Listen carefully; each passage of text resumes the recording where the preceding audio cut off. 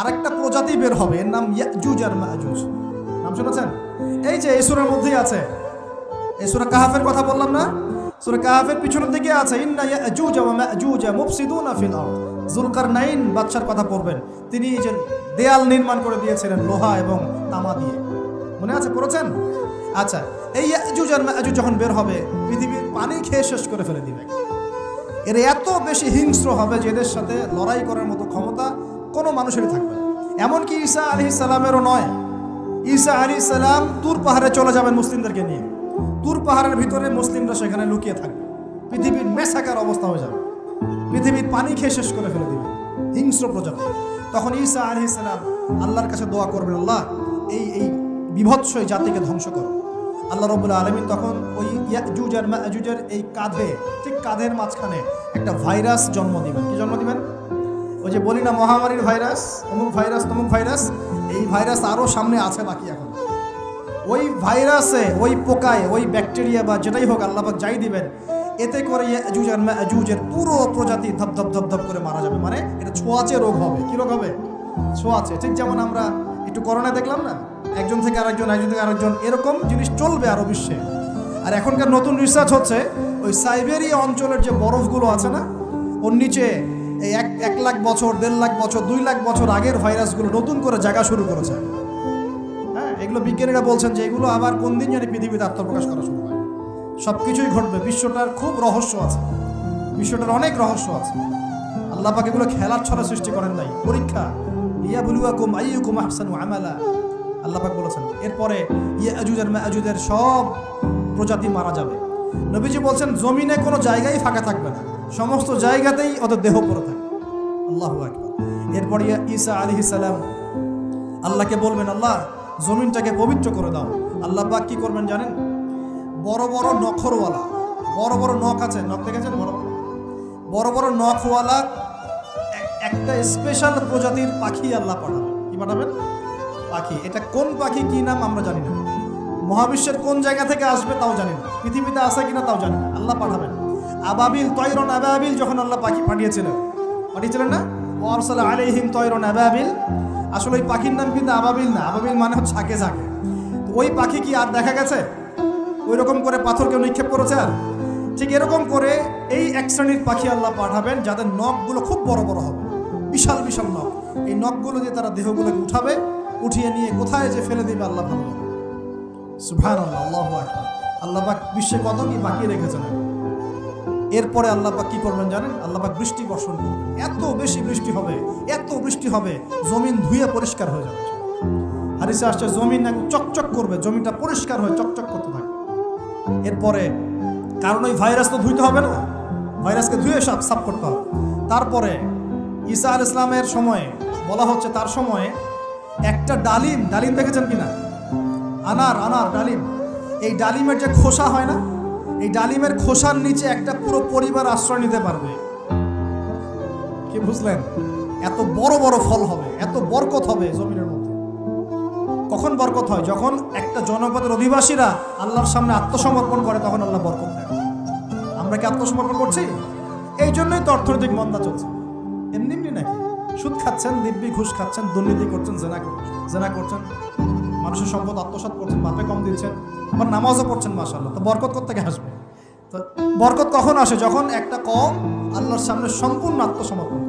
একটা ডালিম হবে, এটা রূপকথা নয়, এগুলা গাল গল্প বলছি না।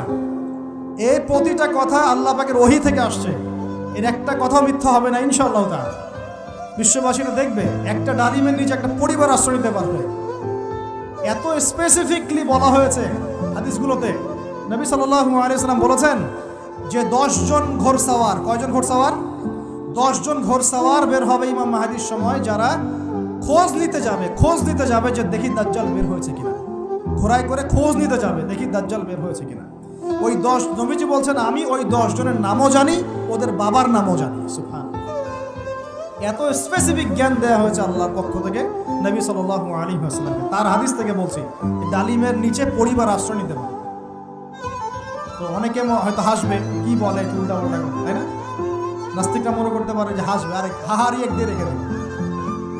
এখন মানুষ ফেসবুকের মতো চিন্তা করে, ফেসবুকের মতো হাসে, ফেসবুকের মতো কাঁদে, মানুষ এখন রোবটিক হয়ে গেছে, ঠিক আছে?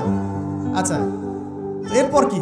এরপরে বরকতের এই সময়টা শেষ হয়ে যাবে কখন? যখন মানুষ আবার সেই জেনা, পাপ, শিরিক, কুফর এগুলোতে লিপ্ত হবে। আল্লাহ রাসূল বলছেন এমন একটা মানুষও বাকি থাকবে না, একটা মানুষও না যে খালি লা ইলাহা ইল্লাল্লাহ কালিমাটা পড়তে জানে, এমন একটা মানুষও বাকি থাকবে না। বলেন নাউযুবিল্লাহ। ওরা হবে এই পৃথিবীর সবচেয়ে নিকৃষ্ট মানুষ। ওদের চেয়ে নিকৃষ্ট কোনো মানুষ এই পৃথিবীতে হবে। এখনো কি এরকম সময় আসে নাই? এখন কি লা ইলাহা ইল্লাল্লাহ আছে না? পূর্ণাঙ্গ প্রয়োগটা নাই, কিন্তু কালিমা তো আছে কি না? তখন নবীজি বলছেন এমন একটা যুগ আসবে যে লা ইলাহা ইল্লাল্লাহ বলার মতো একটা মানুষ খুঁজে পাওয়া যাবে না, আর মানুষ রাস্তাঘাটে কুকুরের মতো জেনা করবে। রাস্তাঘাটে কুকুর যেমন সঙ্গম করে না রাস্তাঘাটে, ওই রকম করে মানুষ রাস্তাঘাটে জেনা করবে। ওই সময়ে আল্লাহ রাব্বুল আলামিন পশ্চিম দিক থেকে সূর্য উঠাবে। কোন দিক থেকে? সূর্য সত্যি পশ্চিম দিকে উঠবে। পৃথিবী একদিকে ঘুরছে না এখন, কে জানে আল্লাহ পাক পৃথিবীর ঘূর্ণন থামিয়ে উল্টা দিকে ঘোরাতে পারেন না? অবশ্যই পারেন। আল্লাহ পাকের জন্য এটা খালি বলা কুন ফায়াকুন, হও হয়ে যাবে। পুরো বিশ্বের বড় বড় ডিপার্টমেন্টগুলো কারা নিয়ন্ত্রণ করছে? আমরা নিয়ন্ত্রণ করছি? জি না। এমনকি খ্রিস্টানরাও নিয়ন্ত্রণ করছে না, বরং ওরাই নিয়ন্ত্রণ করছে। আপনাকে গভীরে ঢুকতে হবে তো। তার মানে সে আত্মপ্রকাশ না করলেও তার অনুসারীরা তো মাশাআল্লাহ শক্তিশালী হয়ে গেছে কিনা? তার মানে সময় কাছে না দূরে? কাছে। এটা বোঝার জন্য কি ভবিষ্যৎবাণী করা লাগে? গণক হওয়া লাগে? জ্যোতিষী হওয়া লাগে? এটা বোঝার জন্য কোরআন সুন্নাহর সাথে শেষ জামানা স্টাডি করলেই হয়। Economics, world affairs, history study করলেই বুঝতে পারেন। হৃদয়ের চোখ খুলে যাবে ইনশাআল্লাহ। আল্লাহ পাক বোঝার তৌফিক দান করুন। এখন সে বের হয়ে বিশ্বটাকে শাসন করবে ঠিক, কিন্তু তার সাথে লড়াই করার ক্ষমতা ওই সময় মুসলিমদের থাকবে না। তখন আল্লাহ পাক পাঠাবেন ওই যে সত্যিকারের মাসিহ ঈসা আলাইহিস সালাম। কাকে পাঠাবেন? তিনি নামবেন সিরিয়ায়। কোন দেশে? সিরিয়ার দামেস্কে তিনি নামবেন দুজন ফেরেশতার কাঁধে ভর দিয়ে। তখন তার চুলগুলো দিয়ে টপ টপ করে মুক্তার মতো পানি ঝরতে থাকবে, এমনটা হাদিসে বলা হয়েছে। সুবহানাল্লাহ। এত স্পেসিফিকলি হাদিসে বলা হয়েছে এটা হবে, এইটা হবে, ওইটা হবে, একদম স্পেসিফিকলি। তারপরে ঈসা আলাইহিস সালাম তিনি যখন ওই মুসলিমদেরকে পেয়ে যাবেন, তাকে ইমামতি করতে বলা হবে। ঈসা আলাইহিস সালাম বলবেন না, আমি ইমামতি করতে পারবো। ইমামতি এই উম্মতের জন্যই করা হয়েছে। বলেন সুবহানাল্লাহ। আমাদের ইমাম ইমামতি করবেন, তিনি পিছনে মুক্তাদি হবেন। একজন নবী মুক্তাদি হবেন আর ইমাম ইমামতি করবে। চিন্তা করতে পারেন? এরপর নামাজ শেষ হওয়ার পরে বলবেন তিনি দরজা খুলে দাও, দরজা খুলে দাও। এটার ব্যাখ্যা আমার কাছে মনে হয় হয়তোবা তখন অবরোধ থাকবে, অবরোধটাকে তিনি ভেঙে দিতে বলবেন হয়তোবা, আল্লাহ ভালো জানেন। দরজা খুলে দাও এর ব্যাখ্যা কি হতে পারে? কিসের দরজা খুলে, কিসের বাঁধন খুলে? নিশ্চয় একটা বাঁধনে মুসলিমদেরকে বেঁধে ফেলা হবে। তিনি ওটার বিরুদ্ধে মুসলিমদেরকে ঝাঁপিয়ে পড়তে বলবেন। তখন দাজ্জালের সাথে দেখা হবে। কোন দাজ্জাল? সত্যিকারের দাজ্জালের সাথে ঈসা আলাইহিস সালামের দেখা হবে। এবং ঈসা আলাইহিস সালামকে দেখা মাত্রই দাজ্জাল গলতে শুরু করবে। কি করবে? গলতে শুরু। লবণ যেমন গলে যায় না তাপ দিলে, এমন করে গলতে শুরু করবে। এবং ঈসা আলাইহিস সালামের নিঃশ্বাসে আল্লাহ পাক একটা অন্যরকম ক্ষমতা দিবেন। ঈসা আলাইহিস সালামের নিঃশ্বাস যতদূর পর্যন্ত যাবে দাজ্জাল পালাতে থাকবে। তার নিঃশ্বাস গিয়ে দাজ্জালের গায়ে লাগা পরে দাজ্জাল ওইখানেই মারা যাবে। আল্লাহ পাক এই শুধু তাকে নয়, তার সমস্ত অনুসারীদেরকে আল্লাহ পাক সেখানে মেরে ফেলবেন মুসলিমদের হাতে। কার হাতে? মুসলিমদের হাতে। এটার জায়গাটা মেনশন করা আছে, বাবেলুদ নামক জায়গা। কোন জায়গা? বাবেলুদ। যান গুগল সার্চ করে দেখেন বাবেলুদ কোন জায়গায় আছে। আমি বলে দিব না, দেখেন কোন জায়গায় আছে, কারা ওটা নিয়ন্ত্রণ করছে দেখেন। ওইখানে দাজ্জাল মারা যাবে। মানে সত্যিকারের মাসিহের হাতে মিথ্যা মাসিহ মারা যাবে ইনশাআল্লাহ, ঠিক আছে? এবং তার অনুসারীদের পতন হবে। এরপরে ঈসা আলাইহিস সালাম এই ক্ষমতাটা দখল করবেন এবং সারা বিশ্বে তিনি শান্তি শৃঙ্খলা কায়েম করবেন। একজন ন্যায়পরায়ণ শাসক হবেন ইনশাআল্লাহ। এবং তিনি নতুন কোনো শরীয়ত নিয়ে আসবেন না, উম্মতে মুহাম্মাদের শরীয়ত কায়েম থাকবে ইনশাআল্লাহ।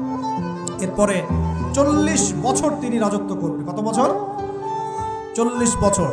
এবং তার বিবাহ শাদীও হবে এবং তার ইন্তেকালও হবে। তাকে দাফন করা হবে নবী মুহাম্মদ সাল্লাল্লাহু আলাইহি ওয়াসাল্লামের ঠিক পাশেই।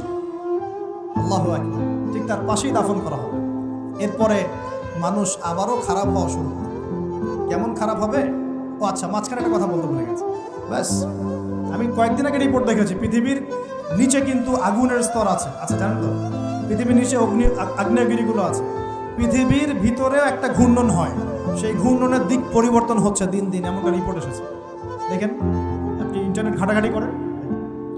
আর অনেকে রিপোর্ট করছে যে পৃথিবী আগে যে গতিতে ঘুরতো, এখন পৃথিবীর ঘূর্ণন গতি একটু বেড়ে গেছে।